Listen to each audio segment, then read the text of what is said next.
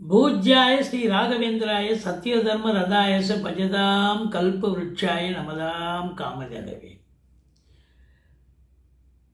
உலகெங்கிலும் வாழ்ந்து கொண்டிருக்கும் ஸ்ரீ ராகவேந்திரா யூடியூப் சேனல் நேயர்களுக்கு டாக்டர் சைதை ராஜாவின் அன்பான வணக்கங்கள். நாம் இப்பொழுது இந்த எபிசோடில் செப்டம்பர் மாத ராசி பலன்களை பார்க்க போகிறோம். ஒவ்வொரு ராசிக்கும் கிரகங்கள் எப்பேற்பட்ட பலனை வழங்கப் போகிறது என்பதை பார்க்கலாம் வாங்க. அதற்கு முன்னர் எங்களுடைய சேனலை பார்த்து கொண்டிருக்கும் அன்பர்கள் இதுவரைக்கும் சப்ஸ்கிரைப் செய்யவில்லை என்றால் சப்ஸ்கிரைப் செய்து கொள்ளும்படி கேட்டுக்கொள்கிறோம். ரைட் சைடில் சப்ஸ்கிரைப் இருக்கும், பெல் பட்டன் இருக்கும், ரெண்டுத்தையும் ப்ரெஸ் பண்ணிங்கன்னா அடுத்த நொடியே எங்களுடைய வீடியோ உங்களை நோக்கி வர துவங்கிவிடும்.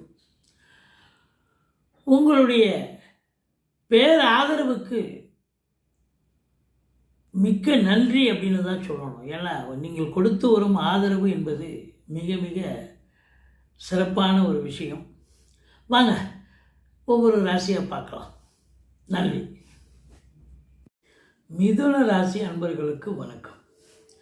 மிதுன ராசி காலபுருஷனுக்கு 3வது ராசி. மிருகசீரிஷம் 3-4 பாதங்கள், திருவாதிரை, புனர்பூசம் 1-2-3 பாதங்கள் உள்ளடக்கியது. இந்த செப்டம்பர் மாத கிரகங்கள் இந்த மிதுன ராசிக்கு நல்ல பலனை தருமா இல்லை சுமாரான பலனை தரப்போகிறது? முதல்ல ராசிநாதனுடைய நிலையை பார்க்கணுங்க. முதல் 10 நாள் 3ஆம் இடத்துல முயற்சி ஸ்தானத்தில் இருக்கிறது சூப்பர். அதுக்கப்புறம் அதிகபட்சமாக புதன் உச்ச நிலை பெறுகிறார். கன்னியில் போய் ஆட்சி உச்சம் மூலத்திரிகோண வீடு. அப்போது உங்களுக்கு இந்த ராசிநாதன் நல்ல நிலையில், அதுவும் 4ஆம் இடத்தில் உச்சம் பெறுகிறார் அப்படின்னும் பொழுது இந்த ராசி அன்பர்களுக்கு ஒரு உச்சமான காலம் அப்படின்னு சொல்லலாம். ராசிநாதன் நல்ல நிலையில் அவர் 12 மாதமாக உச்சமடைய போகிறார். அவர் 1 மாத காலம். ஸோ நம்ம பார்க்குறது ஒரு மாத பலன் இருந்தாலும் இந்த உச்சமடையும் காலத்தில் அந்த ராசி அன்பர்களுக்கு நல்லது செய்வாரா மாட்டாரா? இப்போ கண்டிப்பாக நல்லது செய்வார். உங்களை பொறுத்தவரையிலையும் ராசியில் வேற குரு பகவான் இருக்கார். 2ஆம் இடத்துல சுக்கிரன் இருக்கிறது இன்னும் சிறப்புங்க, ரொம்ப சிறப்பு. லட்சுமி கடாட்சம் நிறைந்த காலம். நல்ல பண வருவாய், பொருள் வருவாய் கண்டிப்பாக கிடைக்கும். ஏற்கனவே இந்த மிதுன ராசிக்காரங்களாம் ரொம்ப வாக்கு சாதுரியமாக இருக்கும், பேசுகிறது நைஸாக பேசி சக்ஸஸ் பண்ணுவீங்க. ஆனால் இப்போ 2 சுக்கிரன் வேலை 2ஆம் இடத்துல இருக்கிறது சொல்லவே தேவை. அழகாக பேசி காரியம் சாதிக்கக்கூடிய தருணம் இது அப்படின்னு சொல்லலாம். 15 தேதிக்கு பிறகு அதே சுக்கிரன் 3ஆம் இடத்துக்கு போயிடுறார். வீட்டுக்கு தேவையான விலையுயர்ந்த பொருட்களை வாங்கக்கூடிய தருணம், அல்லது பிள்ளைகளுக்கு அவங்களுடைய தேவைகளை கருதி கம்ப்யூட்டர், லேப்டாப்பு, அவங்க ட்ரெஸ் மெட்டீரியல் இல்லை ஆர்னமெண்ட்ஸு, பெண் பிள்ளையாக இருந்தால் தங்கம், வெள்ளின்னு இதெல்லாம் வாங்கக்கூடிய ஒரு சூழலும் கண்டிப்பாக அமையும். சூப்பர்.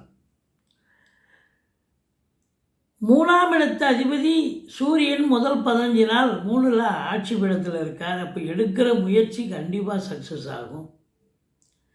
4ஆம் இடத்துக்கு மாத கடைசியில் போயிடுறார். முதல் கடைசி 15 நாள் புதனோடு இணைகிறார். புதாதித்ய யோகம். அப்போ கல்வி பயிலும் மாணவர்கள், கல்வி நிறுவனங்கள், கல்விக்கூடங்கள், கல்வியாளர்கள் இவங்களுக்கெல்லாம், அதாவது school, colleges, university, deemed university, கல்வி போதிக்கக்கூடிய இன்ஸ்டியூஷன்ஸ், ப்ரைவேட் இன்ஸ்டியூஷன்ஸ், இதில் எல்லாமே ஒரு அற்புதமான காலம். நல்ல சம்பாத்தியம் பண்ணக்கூடிய நேரம் அப்படின்னு சொல்லணும். 5ஆம் இடத்தை குரு பார்க்குறார். அப்போது குலதெய்வத்தின் அனுகிரகம் பரிபூர்ணமாக கிடைக்கக்கூடிய ஒரு காலம். சூப்பர். சீட்டாட்டம், race, lottery, speculation, share market, online business பண்ணக்கூடிய அன்பர்களுக்கு ஒரு சந்தோஷமான ஒரு மாதம். எல்லாருக்குமே 5ஆம் இடத்து குரு பார்த்தாலே சந்தோஷத்துக்கு குறைவே கிடையாது. கௌரவம், புகழ், அந்தஸ்தும் உயரும். ஏன்னா 5ஆம் இடங்கிறது சமூகத்தில் அந்தஸ்து உயரக்கூடிய இடம். 7ஆம் இடத்தை குரு பார்க்கிறார். திருமண வயதில் இருக்கும் ஆண் பெண் இருபாலருக்கும் திருமணம் கைகூடி வரும். நண்பர்களால் ஆதாயம். கூட்டு தொழில் செய்யும் அன்பர்களுக்கு கூட்டாளிகளால் நன்மைகள் நடக்கும். மற்றபடி 9ஆம் இடத்துல ராகு இருந்து குரு பார்க்கிறார் அப்படின்னா ஆன்சைட் ஆப்பர்ச்சுனிட்டிக்காக காத்திருக்கும் மிதுன ராசி அன்பர்கள் தாராளமாக செல்லலாம். வேலைக்கு செல்லக்கூடியவர்களும் செல்லலாம். சொந்த தொழிலுக்காக செல்லக்கூடியவர்களும் கண்டிப்பாக வெளிநாடு போகிறதுக்கான அமைப்பு இருக்குது. இல்லை உயர்கல்விக்காக போகணுன்னா கண்டிப்பாக அங்கே போய் எந்த இன்ஸ்டியூஷனில் சேரணுமோ, அதாவது நீங்கள் எடுக்கக்கூடிய கல்வி எந்த டிபார்ட்மெண்ட்டில் சேரணுமோ அது கண்டிப்பாக அந்த கல்வி கிடைக்கும். அற்புதமாக படிக்க போகிறீங்க. ஒரு சிலர் ஆன்மீக பயணம் இன்ப சுற்றுலான்ற பேரில் போயிட்டு வந்தாலும் ஒரு ஆத்ம திருப்தி சந்தோஷம் உண்டு. சூரியன் நல்ல நிலையில் இருப்பதால் 9ஆம் இடத்தை குரு பார்ப்பதாலும் தந்தையால் யோக பாக்கியங்கள் நிச்சயமாக உண்டு. பாக்கியமான ஒரு சூழல். எதையும் போராடி ஜெயிக்கிறதால ஈஸிலி டு கெட், அது தானாக நடக்கும் அப்படின்னு சொல்லலாம். ஏன்னா 5ஆம் இடம் குரு பார்க்குறார், 9ஆம் இடத்தை குரு பார்க்குறார், 7ஆம் இடத்தை குரு பார்க்குறாருன்னா அந்த மிதுன ராசி அன்பர்களுக்கு ராசிநாதனும் உச்ச நிலையில் இருக்கார். இப்போ பத்திரிகை துறை, எழுத்துத்துறை, மீடியா துறை, வழக்கறிஞர்கள், ஆசிரியர்கள், பேராசிரியர்கள், ஜோதிடர்கள், டாக்குமெண்ட் ரைட்டர்ஸ், சினிமா இண்டஸ்ட்ரி, தொலைக்காட்சி இண்டஸ்ட்ரி, நிதித்துறை, நீதித்துறை, ஆன்மீகத்துறை, மற்றபடி அரசியல் பிரமுகர்கள், அரசாங்கத்தில் உயர் பதவியில் இருப்பவர்கள், IAS, IPS, IFS, அதற்கு நிகரான பதவியில் இருக்கும் அன்பர்களும் சரி, எல்லோருக்கும் இந்த செப்டம்பர் மாதம் ஒரு வளர்ச்சியை ஏற்படுத்தும். மனதில் ஒரு உற்சாகம் புரளும்.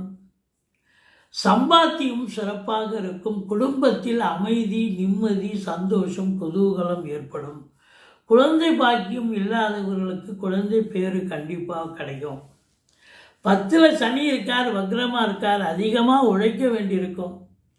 வேலைக்கு உண்ண மாட்டீங்க, உறங்க மாட்டீங்க, டென்ஷனாக இருப்பீங்க, பரபரப்பாக இருப்பீங்க. ஆனால் தொழிலில், உத்தியோகத்தில் மேன்மையான ஒரு காலகட்டமாக இது விளங்கப் போகிறது என்று சொன்னால் மிகையாகாது. இந்த புதன் உச்ச நிலை பெறுகிறார். சூப்பர். அது 4ஆம் இடம். அங்கே செவ்வாய் வேறு 8 நாள் தான் இருக்காருங்க. இருந்தாலும் 4க்குடையவன் 4ல் உச்சமடைகிறார் அல்லவா. அப்போது பிள்ளைகளை கல்வி, உயர்கல்வி படிக்க வைக்க, வீடு வாங்க, தோட்டம் தொழுவு வாங்க, பிளாட்டு வாங்க, வீடு கட்ட ஒரு அற்புதமான காலம், நேரம் அப்படின்னு சொல்லலாம். செவ்வாய் 5ஆம் இடத்துல இருக்கார். பூர்வீகத்தில் கூட போய் வீடு கட்டுவீங்க, வீடு ஆல்ட்ரேஷன் பண்ணுவீங்க, ஏதாவது ஒரு வேலை எடுத்துக்கிட்டு போவீங்க. குலதெய்வத்தின் அனுகிரகத்தால் நீங்கள் நினச்சதை சாதிக்க முடியும் அப்படின்னு சொல்லலாம். இந்த மிதுன ராசி அன்பர்களுக்கு 4ஆம் தேதி, 5ஆம் தேதி, 6ஆம் தேதி சந்திராஷ்டம நாட்கள் வர இருப்பதால் எச்சரிக்கையோடு இருந்துக்குங்க. இரவு பிரயாணம் வேண்டாம். வண்டி வாகனங்களில் செல்ல வேண்டாம். அதுவும் இந்த 3 நாளும் சொந்த வண்டி வாகனத்தை பயன்படுத்தாதீங்க. ஆட்டோவோ, டாக்ஸியோ, பஸ்ஸோ, ட்ரெயின்லையோ போங்க வேலைக்கு, இல்லை தொழிலுக்கு. சொந்த வண்டி பயன்படுத்தினா பாதியில் ரிப்பேர் ஆகி அதை ரிப்பேர் பண்ணி எட்டு போகிறதா, இல்லை வண்டி அங்கேயே விட்டு போகிறதா. 1 ஹவர் 2 ஹவர்னால் பர்மிஷன் போடலாம். அதனால் ஆகிப்போச்சுன்னா என்ன பண்ணுவீங்க? லீவு போட்டு வீட்டுக்கு தான் வரணும். அதனால தான் சொல்கிறோம், நம்ம இந்த சந்திராஷ்டம நாட்களில் சொந்த வண்டி வாகனங்களை பயன்படுத்தாதீர்கள். மற்றபடி சூப்பராக இருக்குது இந்த செப்டம்பர் மாதம். நீங்கள் சக்கரத்தாழ்வாரையும், பட்டீஸ்வரம், விஷ்ணு துர்க்கையும், ஆஞ்சநேயரையும் வழிபாடு செய்யுங்கள். வாழ்க்கை வளமோடும் நலமோடும் அமையப்போகிறது. நன்றி. வாழ்க வளமுடன்.